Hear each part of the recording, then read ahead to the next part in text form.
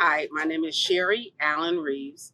I work at Phoenix Foundation nonprofit organization in Chicago.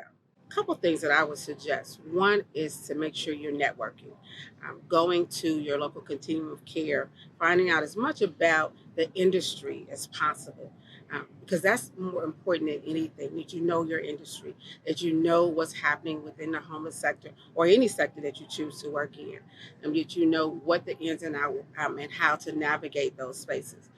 And then I would suggest going to doing some professional development, taking online courses and being a part of that, because that is where you are going to build the muscle you need in order to be able to excel in that position. I think that oftentimes there are things that you know inherently, right? There are things that you have learned through the ranks of being in that position that you've been in. But there are also these things that you don't know, right? And it's an opportunity to learn more. I would also suggest that you don't be afraid to learn or to ask questions. So often, I can say for myself that so often it's like, I don't want to ask anybody for help. But I think that we don't know how many people in our lives want to help us, right? They want to encourage us and support us. And so don't be afraid to ask for help.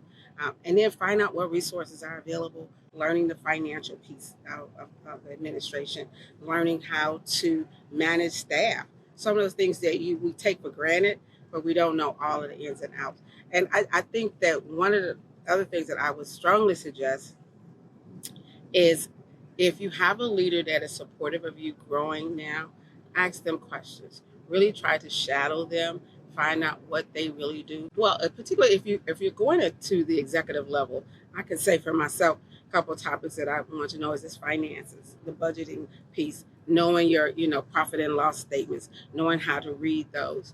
Um, Learning about human resource issues. Now, you may have a human resource professional working for you, but you want to know some of the basics, right? You want to know what has to happen within an organization, and just general nonprofit things that you have to do, like what are nonprofits required to do every year, and not understanding that, right? Because you'll be in that position, and everything is contingent on what you do, and if you don't file this particular paper or have somebody in your staff that is familiar with those things, then you won't know what to do. Even applying for governmental contracts, I had to learn about SAMS.gov. I had to learn about a UIE and all these different numbers and letters and stuff.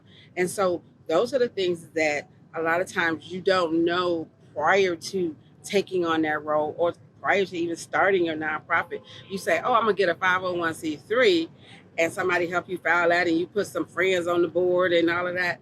But then there has to be a process where you really build that organization so that it can be sustainable. I think that we're all born leaders, but I think that oftentimes that that attribute that we have as a leader sometimes gets dimmed or diminished by what other people say.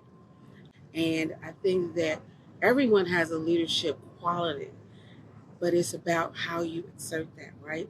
And so what I mean by that, I may not be the best double jumper in the world, right? But there's a leader, somebody over there who knows how to do that well and can teach that. I may not be the best photographer, but there's somebody who's a leader and be able to teach that. So everybody has the capacity to lead, and but more importantly, also be willing to follow, right? To be able to say, hey, you know what? There's an area that I don't know. How do I get my lighting just right if I'm a photographer, right? So then I'm able to not only lead, but I am also a follower. I can listen. And I think that great leaders listen well, right? They listen to the people around them. They hear them, right? And then they take action as a result of it, right? But yeah, great leaders more often than not, have the capacity to listen.